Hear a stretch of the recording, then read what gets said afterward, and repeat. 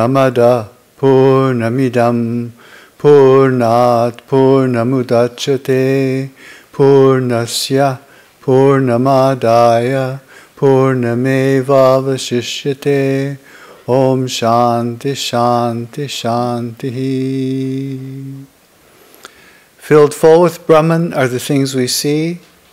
Filled full with Brahman are the things we see not. From out of Brahman floweth all that is. From Brahman floweth all, yet is it still the same. Om Shanti Shanti Shanti. Good morning. Today's topic is Vedanta through the ages.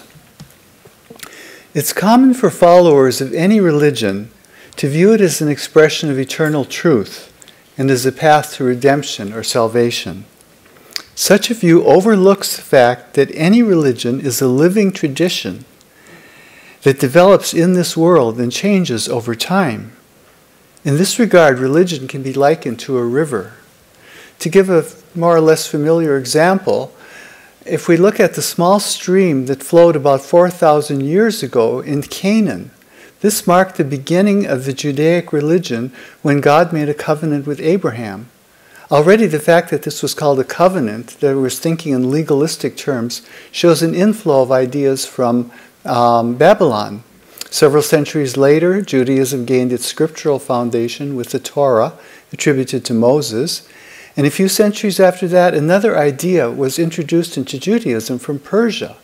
And this was the idea of a dualism of good and evil. The idea that the universe consisted of a cosmic battle between a good God and his evil adversary. And several centuries later, Judaism was enriched again when the philosopher Philo of Alexandria sought to harmonize Jewish scripture with Greek philosophy. Around the same time, Philo's younger contemporary, Jesus of Nazareth, appeared on the scene. And at this point, this diversified river of Judaism split into two major flows. One became the rabbinic Judaism that is practiced today. The other flow became Christianity. Christianity built on those ideas that had flowed in from Persia about good and evil and used them to construct its own doctrine of sin and redemption, as well as this apocalyptic idea of the end of the world. Now we might think that Christianity flowed on as a fairly large, unified river, and to a large extent it did. But in the year 1054, there occurred a major split, and Roman Catholicism flowed one way, Eastern Orthodoxy the other. They still have not been reconciled. And then in the 16th century, during the time of the Protestant Reformation, Catholicism was further fractured into many different Protestant denominations, all headed by leaders who sought to restore their religion to what they considered its original purity. Now in India, we have the river of Buddhism flowing out of the river of a declining Hinduism. But here also is the idea that the flow can be a flow not of divergence, but of convergence. Because when Buddhism reached China, its waters mingled with the waters of the indigenous Taoist religion to produce Chan Buddhism, which again flowed on into Japan and became known as Zen. Now, applying the image of this river flowing through time, got ahead of myself, sorry. Okay, what is the story of the river of Vedanta? Where did it come from? How did it originate? How did it develop historically? What makes it what it is today? We may be in for a few surprises. Most religions believe they have their source in divine revelation, and Vedanta is no different. If we look at the word Vedanta, we find that it is a compound of two words, Veda and Anta. Veda means knowledge, revealed knowledge, and Anta means the end, the culmination. And so the word Vedanta means the end, the last word, the culmination of the knowledge that is revealed in the Vedas. This knowledge finds its fullest expression in the Upanishads, which are the final portions of the Vedas. And these record timeless truth that was experienced directly by the rishis, the seers. But those seers, we must remember, also lived in history. They lived in a context of time and place, and they taught in that same context. The oldest of the Vedic texts is called the Samhita, the collected hymns of the Rig Veda. And according to the editors of the newly published Oxford edition, they claim that these hymns exist in the form we know them today from about 1400 BCE. But they go on to say that this is only the surface of a very deep tradition. So we don't know exactly how old the Vedas are. The 128 hymns that make up the Rig Veda Samhita were composed over a period of several hundred years. Now we do have geographical clues in those hymns that they originated in a territory extending from Afghanistan in the west all the way to the river Ganges in the east, and pretty much centered on the area of India known as the Punjab. Mostly the hymns were intended for liturgical use. They addressed gods and goddesses who were seen to embody themselves as forces of nature. There were rituals. The Vedic religion centered on the idea of ritual sacrifice, and the rituals were performed by priests, and the idea was to gain prosperity, progeny, long life, and a favorable afterlife. However, there's more to the Rig Vedic hymns than that. Often we find them infused with a spirit of wonder and inquiry. Wonder at the magnificence of the natural world all around, and inquiry into the mystery of life. Later, these questions would become more and more important, and we find in the later hymns that the philosophical themes predominate, and the idea is speculating on why things are the way they are. We find this fulfilled in the Upanishads, and these texts can be thought of as the crowning glory of the Vedas. The two oldest and largest are the Brihadaranyaka and the Chandogya, and both of these Upanishads are themselves compilations of much older material. With the composition of the most recent major Upanishads, the Prashna and the Mandukya, around 200 BCE, the Vedic canon pretty much came to a close. Now, applying the image of a river flowing through time, we find that in its original sense, Vedanta meant the teachings of the Upanishads. So that's Vedanta definition number 1, the teachings of the Upanishads. In later centuries, Vedanta would come to mean a philosophical system with a breadth of varieties. So that is Vedanta number 2, philosophical Vedanta. And then Vedanta, as we understand it today, is a product of the Hindu Renaissance, which began in the late 1800s. So this is what I would call Vedanta number 3, or modern Vedanta. Sometimes you see it referred to as Neo-Vedanta, meaning new Vedanta. Let's begin with the original Vedanta. It's all based on a question. What is the reality that is present throughout change? That reality, the Upanishads tell us, is Brahman. And the word Brahman originally meant growth, expansion, evolution, or development. Later it came to mean the one divine existence, self-existent, eternal, and universal, from which all created things emanate. The Brihadaranyaka Upanishad tells us that the world did not come out of nothing. It had to have come out of something. It owes its existence to the uncaused, imperishable Brahman, and that Brahman is being itself. The Brihadaranyaka Upanishad says, truly, in the beginning, this world was Brahman. It teaches us that existence flows out of the higher reality of being, but that being remains changeless and eternally present. And the Chandogya Upanishad calls Brahman the reality of the real, the source of all existing things. But Brahman is more than that on which the world depends. Brahman is also the supreme reality to be known and experienced for itself. We must learn to move upward through creation and toward the divine. This is the message of the Upanishads.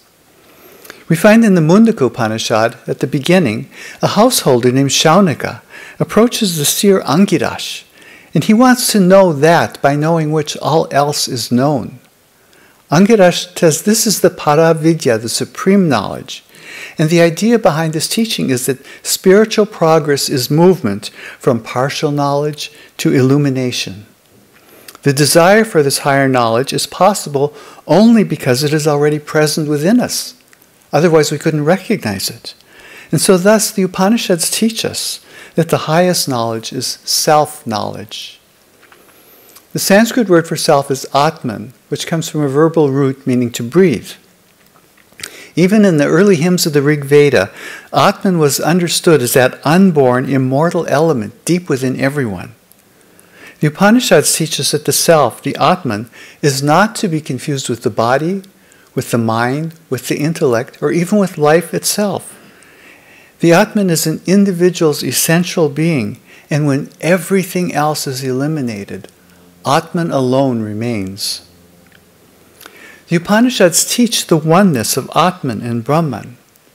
In the Chandogya Upanishad, the seer Shandilya tells us this: "This self of mine within the heart is smaller than a grain of rice or barley, smaller than a mustard seed. This self of mine within the heart is greater than the earth, greater than the atmosphere, greater than the sky, greater than the sum of these worlds. This self of mine within the heart, this is Brahman." The Upanishads looked at everything in sort of a three-way division. Everything consisted either of divine reality, the human soul, or the world. The divinity was Brahman, the absolute consciousness, its own creative power, and also a holy presence and immanence here in this world. God is not to be thought of in terms of the human personality. And even in a place like the Shvetashvatara Upanishad, which is sometimes labeled as a theistic Upanishad, the seer reminds us of this: "Not above, not across, not in the middle has anyone fully grasped him. There is no measure of him whose name is great glory. His form stands not in the range of sight. No one sees him with the eye. They who with the heart and mind know him as abiding in the heart, they become immortal." The Upanishads give us many ideas about the individual soul, the jiva, and even provide models of how it is constructed. The soul is immortal. It is of the same essence as the divine source, but it is hampered by a sense of separateness, and it is subject to desire and its consequences. And so these seeming imperfections arise out of avidya, ignorance of its own true being. In truth, the soul is a part of God, not a part from God. As for the world, the Upanishads largely take a positive view of it. They say the world evolves out of Brahman. True, it is ever-changing, it is perishable, it is impermanent. But the rishis saw in this, even in this change and transformation, they saw that this was part of Brahman's eternal creative process. The Shvetashvatara Upanishad gives us in its 4th chapter a particularly integrated view of the world and divinity. First we find verses like this: "You are woman, you are man, you are youth and maiden too. Aged you totter along with a staff. Taking birth you face in every direction. You are the dark blue butterfly, the green parrot with red eyes, the thundercloud, the seasons and the seas. Without beginning you simply are, pervading all, you from whom all worlds are born." In the second half of the 4th chapter, we find that the Upanishad directs our attention to something higher.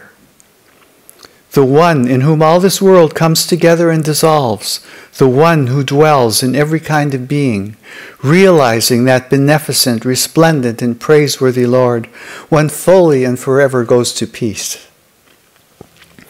The Upanishads teach us not to disparage or to deny the world. To quote Hans Torvesten, a German scholar who's the author of a book called Vedanta, Heart of Hinduism, he says, "We do not raise ourselves up through contempt. The rishis taught us to relate to the world in healthy, spiritually productive ways. They taught us that non-attachment frees us mentally, and then our actions should embody positive virtues, self-restraint, truthfulness, generosity, and compassion." This is what the Upanishads teach us. They offer diverse views, But these are all based on the Rishi's own direct experience, and they address the perennial questions of existence. However, human nature being what it is, as the river of Vedanta flowed on, some thinkers sought to unify the teachings of the Upanishads. They said that they're all over the place, and they wanted to make a consistent message. And that's how the Brahma Sutra of Badarayana came to be composed. Very little is known of Badarayana's life. He probably lived around 500 BCE or maybe 450 BCE. Now, as a river flows on, it experiences an increase of volume as it is fed by tributaries. But occasionally it also experiences a narrowing if it has to pass through a gorge or a canyon.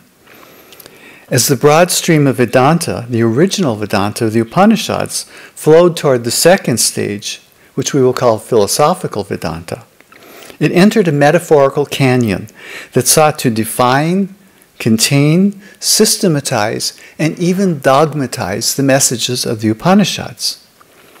Badarayana is considered the founder of philosophical Vedanta. That's Vedanta number 2.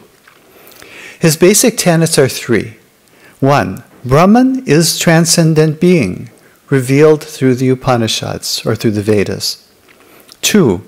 From the being that is Brahman, phenomenal reality emanates. And 3. The relation of absolute being to the phenomenal world is one of difference in identity. The Brahma Sutra is also known as the Vedanta Sutra, and it consists of 4 parts. The first part is based on establishing consistency in the teachings of the Upanishads. The second part defends consistency against dissenting views by logical argumentation.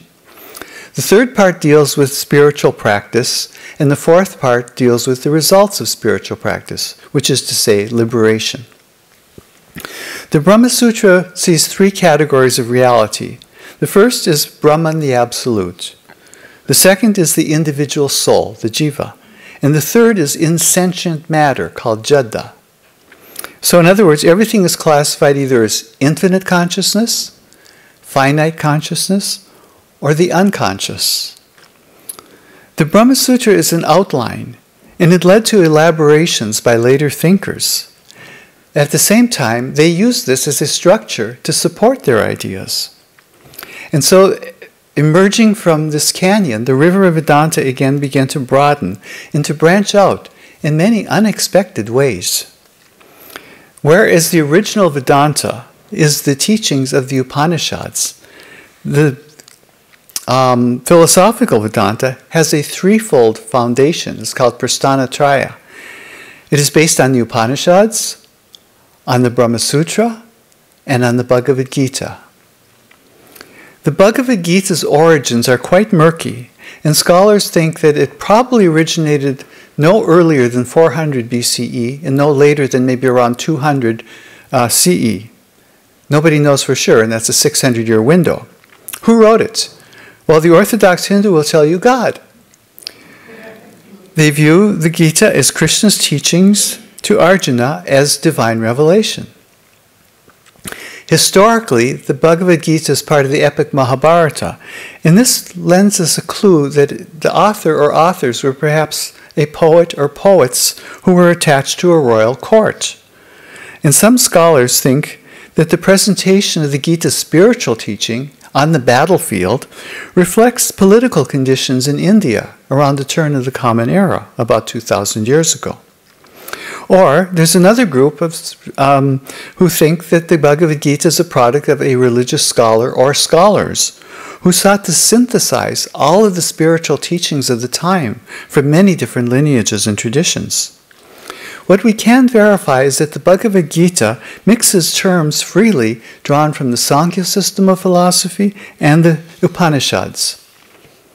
Now, the Sankhya system's foundations are even murkier than those of the Upanishads. But it does appear that at least part of the Sankhya can be found in the hymns of the Rig Veda. However, the Sankhya took a rather different course from the original Vedanta, and many scholars think that Sankhya also shows the influence of Buddhism and Jainism. In the Bhagavad Gita, we find these currents of the emerging Vedanta and Sankhya philosophies interacting. Philosophical Vedanta, for example, adopted and adapted the Sankhya idea that there are the 24 cosmic principles that account for how the universe is constituted. Also the idea of the 3 gunas, the 3 primordial energies of creation. These came from Sankhya. The Bhagavad Gita also makes a distinction between spirit and matter, as Sankhya does, Purusha and Prakriti. And it advises detachment from the world. From the original Vedanta, the Bhagavad Gita says Brahman and Atman are one. And also the Gita emphasizes the transitory nature of the world. Something that is absent from the Upanishads, but is very prominent in the Bhagavad Gita, is the idea of the avatar, the idea that God incarnates himself in a human form. In the Bhagavad Gita, Krishna is the avatar of Vishnu. Vishnu was a minor deity in the hymns of the Rig Veda, but by the time of the mid-Vedic period, he had grown in importance and came to be the embodiment of the ritual sacrifice that was central to the Vedic religion. So in the Bhagavad Gita, we find that the ritual sacrifice of the Vedas is reconfigured by Krishna. Sacrifice now means a life dedicated to God. In the Vedas, karma meant action or ritual. In the Bhagavad Gita, action is expressed in human life, and the attitude that is brought to that action is the karma yoga. The Bhagavad Gita also gives us the earliest example of bhakti in any Hindu text, the idea of a loving relationship between a human devotee and a personal God. God is majestic, just, compassionate. The Gita proposes several yogas or paths, but in the end it subordinates all of them, even knowledge, to the path of devotion. So in the final chapter of the Gita, towards the end, we find Krishna saying this: having become one with Brahman and tranquil in spirit, he neither grieves nor desires. Seeing the sameness in all beings, he attains supreme devotion to me. Through devotion, he knows my greatness. He knows me truly, and thus enters into me. So here, according to the Gita, the experience of absolute oneness, Advaita, precedes true devotion. This is a very different view from the next major figure in philosophical Vedanta, Gaudapada, who lived in the 8th century and who was considered the founder of Advaita Vedanta. Little is known of Gaudapada's life, and only one work of his survives, the Karika, or commentary on the Mandukya Upanishad.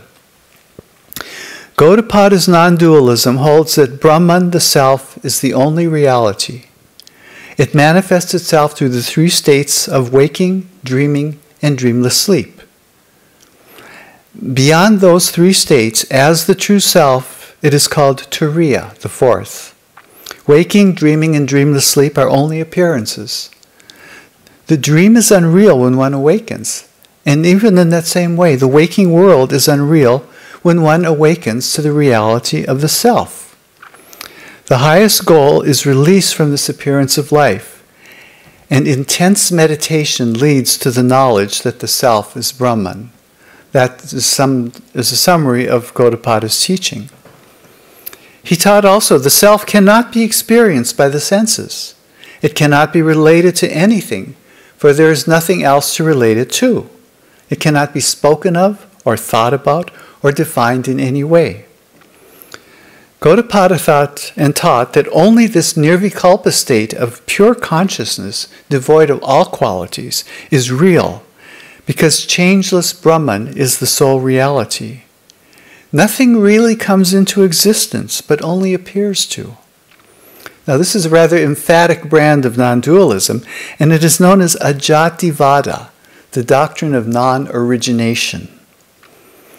Gaudapada was well versed in Buddhist thought, and there is controversy among scholars just how much he was influenced by Buddhist thinking. This idea of the unreality of the world comes from the Vijnanavada school of Mahayana Buddhism.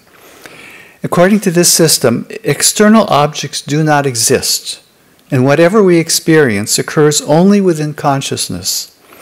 And the goal is to purify the stream of consciousness from such contamination. Wonderful way of looking at things. Another idea which is central to Buddhist doctrine, but only arose after the lifetime of the Buddha, is the idea that there is no permanent or eternal self. This is called the doctrine of anatman, or anatta in the Pali language, no self. Now this is diametrically opposed to the Hindu view that the self, the Atman, is infinite, eternal, unchanging, and real. And so Gaudapada affirmed the teachings of the Upanishads on the reality of the self, even while his opinion of the world and its unreality may well reflect Buddhist thinking. His affirmation of the reality of the self is purely Vedantic. Gaudapada's pupil, Govindapada, is alleged to be the guru of a great philosopher seer who would raise Advaita Vedanta to its pinnacle, making it the preeminent and most influential system of Indian thought for centuries to come. That teacher is Shankara, who lived from about 788 to 820, although he may have lived a century or so earlier. Later accounts of his life are all embellished with mythological and legendary events, which we can kind of discount. Shankara was one of the greatest minds of India, and he had his own distinct point of view. He is said to have written prolifically, but among this huge body of writings, the quality is all over the place, and so many of his writings are not authentically by him. Also, many of them do not reflect his opinions. So of the authentic writings, there are various thoughts on this, how many things are genuinely Shankara's, how many aren't. The minimalist view takes it that he wrote commentaries on 6 or maybe 10 of the Upanishads. He wrote a commentary on the Brahma Sutra, a commentary on the Bhagavad Gita, and a few original works. One of them is Upadesha Sahasri, the 1,000 Teachings. According to Shankara's Advaita Vedanta, Brahman is real, and the world is an illusion produced by Maya. In accord with the Upanishads, yes, the self is Brahman, and realization of one's own true nature is the ultimate goal of life. For Shankara, the path of knowledge is the way. Maya plays a large role in Shankara's Vedanta, but we have to recognize that this teaching is not based on the Upanishads. The word Maya occurs in only 3 of the major Upanishads, the Brihadaranyaka, the Shvetashvatara, and the Prashna. We can dismiss the Brihadaranyaka because the verse that contains the word is a quotation of a verse from the Rig Veda. It says, Indra, by his magical powers, Mayabhihi, goes about in many forms. Here, Maya, in the plural, Mayabhihi, has nothing to do with the later principle of Advaita philosophy. And to his credit, Shankara recognizes the Vedic meaning of Mayabhihi in this verse. The Shvetashvatara Upanishad reads, One should know nature surely to be Maya, and the great Lord to be the Lord of Maya, but also this whole world to be filled with beings who are his parts. This is hardly a denial of the world. Maya here is not a world-negating principle. And then in the Prashna Upanishad, Maya signifies deception as a human shortcoming. And that's all the major Upanishads have to say about Maya. The history of the word is interesting. At first, Maya meant art, wisdom, extraordinary power, supernatural power, magic. Later, it acquired some less than positive connotations: sorcery, trick, deception, fraud, illusion, unreality.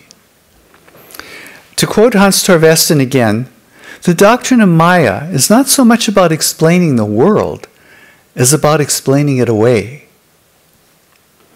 Shankara's original contribution to Advaita Vedanta is the principle of sublation, or baddha in Sanskrit.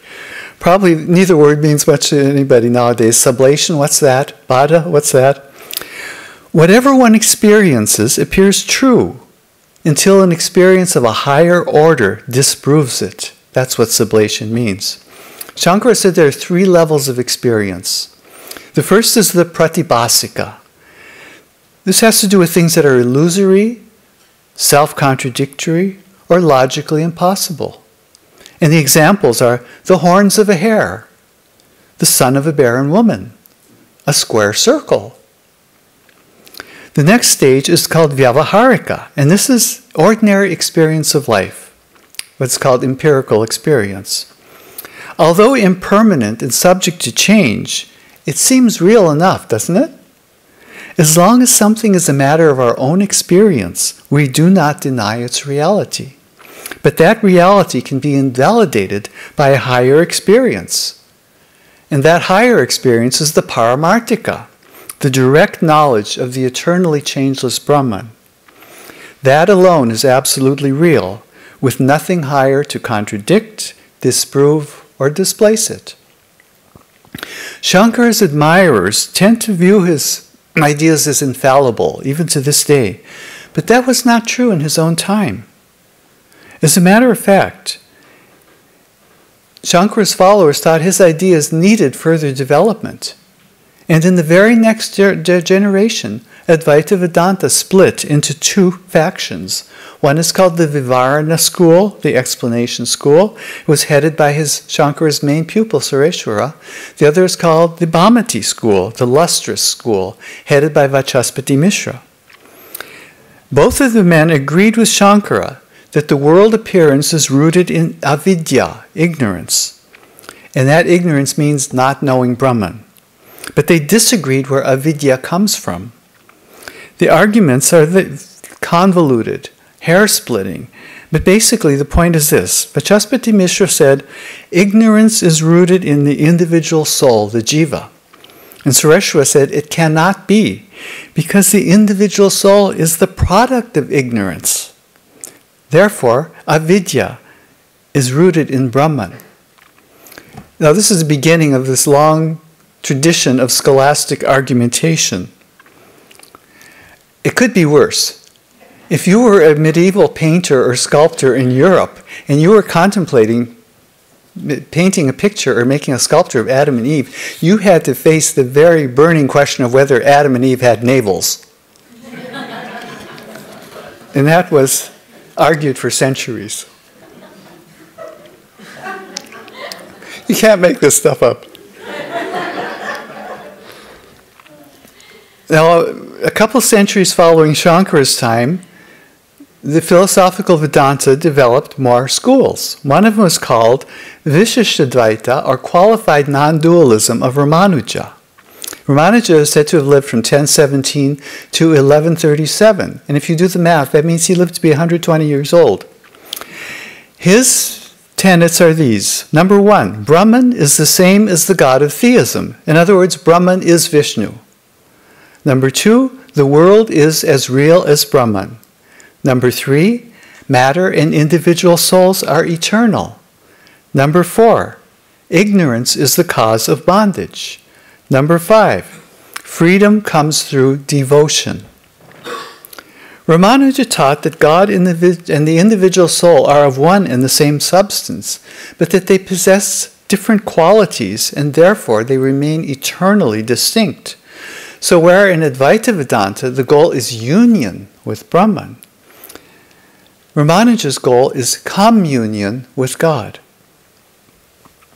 About 100 years after Ramanuja's time, Madhva came along with his school of dualistic Vedanta. And he taught, number one, God or Brahman is Vishnu, and that is the only independent reality. Number two, matter and souls are also real, but they are dependent on God. Number three, the path to God is devotion. Number four, grace must be earned. And number five, this is a real doozy. There is eternal damnation. Now, many scholars think that this shows clearly the influence of Christian missionaries in India. During the late Middle Ages, up until the second half of the 19th century, philosophical Vedanta underwent no further significant changes. But something else was going on at that time. We find that slowly the Upanishads and the Bhagavad Gita are beginning to gain the attention of Westerners, first in India, then in Europe, and finally in the United States. In India, Sir William Jones, who was a justice of the British Supreme Court in Calcutta, presided over the founding of the Asiatic Society in 1784. The purpose of the society was to promote study of India's philosophical and religious heritage. The very next year, in 1785, Sir Charles Wilkins produced the first English translation of the Bhagavad Gita. And Warren Hastings, who was the Governor General of the East India Company, on reading this translation said this: "I hesitate not to pronounce the Gita a performance of great originality, of sublimity of conception, reasoning, and diction almost unequaled." In 1802, a Latin translation of the Upanishads first appeared in Europe. It was made in turn from a Persian translation that had been done in 1656 by the great-grandson of the Mughal Emperor Akbar. It was this Latin version of the Upanishads that came to the attention of Arthur Schopenhauer late in 1813 or early in 1814. And he was delighted to find that the ideas in the Upanishads coincided with his own ideas, that the individual is a manifestation of the one underlying unity. Schopenhauer called the Upanishads the product of the highest human wisdom. And on a more personal note, he said, "In the whole world there is no study so beneficial and so elevating as that of the Upanishads. It has been the solace of my life. It will be the solace of my death." Through the German philosophers, the Upanishads came to the attention of the New England transcendentalists. Ralph Waldo Emerson and Henry David Thoreau embraced both the Upanishads and the Bhagavad Gita. And in Walden, here's what Thoreau wrote: "In the morning I bathe my intellect in the stupendous and cosmogonal philosophy of the Bhagavad Gita, in comparison with which our modern world and its literature seem puny and trivial. The pure Walden water is mingled with the sacred water of the Ganges." And so thus was laid the groundwork for the acceptance of Vedanta in America before 1893, when Swami Vivekananda appeared. But that's getting a little ahead of the story. Religion is not immune to historical and political events. We saw that Zoroastrian's good and evil dualism made its way into Judaism and later into Christianity through historical events. The Babylonian capture of Jerusalem, followed by the subsequent conquest of Babylon by the Persians. Historical events play a role in the emergence of the third type of the Vedanta we know today. It all started with British traders who founded the East India Company in 1600. Originally they were there to trade, but by the early 1700s, the company had become an agent of imperialism and was beginning to exert a cultural influence as well. And then by the early 1800s, Christian missionaries were in full swing, trying to proselytize and convert the native Hindus and Muslims to Christianity. One response of Hindus who did not want to be converted was to demonstrate the validity of their own religion. They said that their Hinduism is similar to Christianity, and they sought to show how. Now, this is predictable behavior on the part of colonized people. There's a whole psychology of colonization that studies this area. So the first such reaction to this was the founding of the Brahmo Sabha in 1828 by Ram Mohan Roy. Roy found that the Upanishads could be the basis of a reformed Hinduism, one which denounced idol worship and other superstitions from the past, and reinterpreted early teachings in the light of current knowledge. The Brahmo Sabha was succeeded in 1843 by the founding of the Brahmo Samaj by Devendranath Tagore. And at first, this organization held a well-justified hostility to Christian proselytizing, but at the same time, they accepted the best of Western and traditional Indian culture. And then in 1866, the breakaway organization was founded, the Sadharan Brahmo Samaj, by Keshav Chandra Sen, who was strongly influenced by Christianity and Western social reform. Now, his name will be familiar to readers of the Gospel of Sri Ramakrishna. Thus we have the historical setting for the Hindu Renaissance, of which Sri Ramakrishna is perhaps the central figure.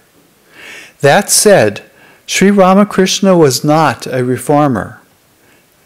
Instead, he embodied the religion and spirituality of traditional, timeless India, going back thousands of years. His teaching was not based on book learning or philosophizing. It was based on his own direct experience of the divine, much like the seers of the Upanishads. Sri Ramakrishna followed no particular doctrine or school. He merely conveyed the truth as he himself had experienced it. At a young age, Sri Ramakrishna became the chief priest of Kali at the Dakshineshwar temple, and there, before the image, he practiced ritual worship daily. The temple belongs to the school of right-handed Tantra, and this is a branch of Hinduism distinct from the Vedic. Ramakrishna's longing for a vision of Kali grew so intense, so unbearable, that it was finally rewarded. In describing it later, he said, "It was as if everything else vanished." He said he saw only an infinite, shoreless ocean of light, an ocean of consciousness that engulfed him. Emerging from this experience of the formless absolute, Ramakrishna was heard to utter the word mother repeatedly. And throughout his life, he taught that Kali and Brahman are one. Sri Ramakrishna cannot be put into any known category. He was a great bhakta, a great devotee, devoted to the personal God, especially in the form of the Divine Mother Kali. On the other hand, he was also a disciple of Totapuri, an austere monk of the Shankara order, and through that tradition, after practicing for 3 days, he attained Nirvikalpa Samadhi, the experience of the Absolute. Of course, and people seem rarely to mention this, Ramakrishna had already experienced the Absolute with his first vision of Kali, because she revealed herself as the infinite ocean of consciousness. So here again, Sri Ramakrishna reminds us of the ancient rishis of the Upanishads, whose direct experience of the divine was unencumbered by theological or philosophical trappings. Those are the products of the mind. Those are the afterthoughts. And Ramakrishna, to him, they mattered little.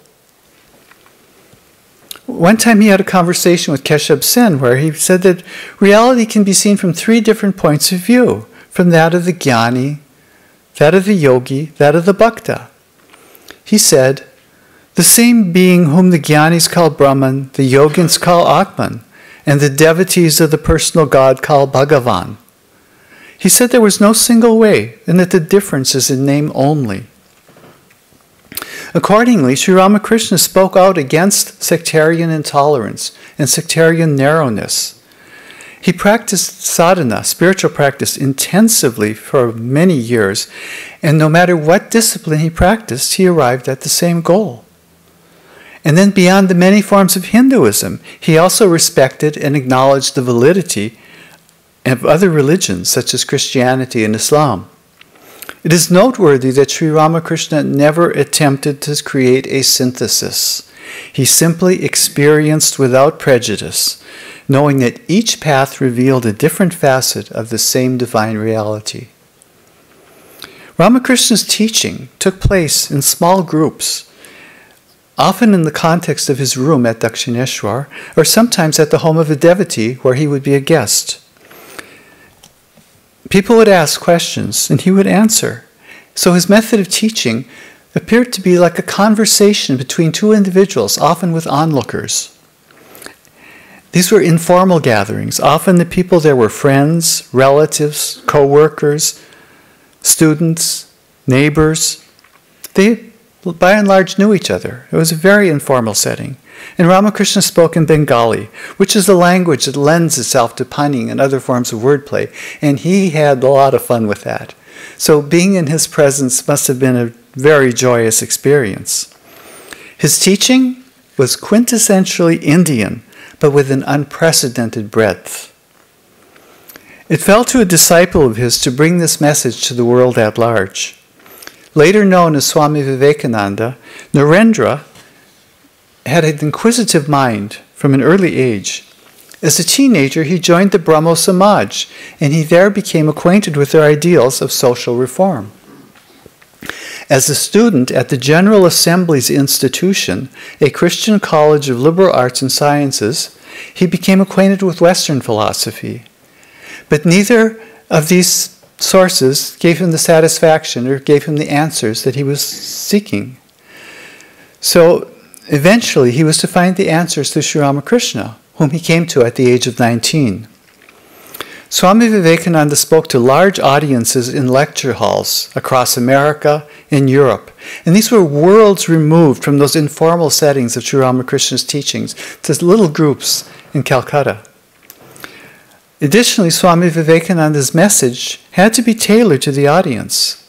Many of the people who came to see him, probably most, were not that familiar with Indian tradition, Indian culture, Hindu philosophy. And so Swami Vivekananda put his personal imprint on his teachings of Vedanta to the West. He stressed simplicity, universality, clarity. And he made an attempt to reconcile the different streams of Vedanta into a single unified teaching. Now that doesn't always work, and I have to give an example of that. Swami Vivekananda attempted to bring together the schools of Shankara, Ramanuja, and Madhva. Non-dualism, qualified non-dualism, and dualism, by saying that they represented different levels of truth, but that Advaita, non-dualism, was the highest. But if Advaita Vedanta is the last word, so to speak, why was it the first to appear historically, only to be followed in later centuries by two inferior systems? In fact, Ramanuja's and Madhva's philosophies were intentional repudiations of Shankara's non-dualism. They were not steps leading to it. As a matter of fact, Madhva himself referred to Shankara's followers as deceitful demons. The essence of Swami Vivekananda's Vedanta is that it leans toward Shankara's non-dualism. Brahman is the singular reality. A person's true nature is the Atman, and the Atman is Brahman. Maya conceals this truth. The purpose of human life is to manifest that divinity by awakening to knowledge of one's own infinite being and ultimate freedom. There are four basic paths to realization: the yogas of meditation, raja, devotion, bhakti, selfless action, karma, and knowledge, jnana. They are not mutually exclusive, and they should and all form a part of our lives.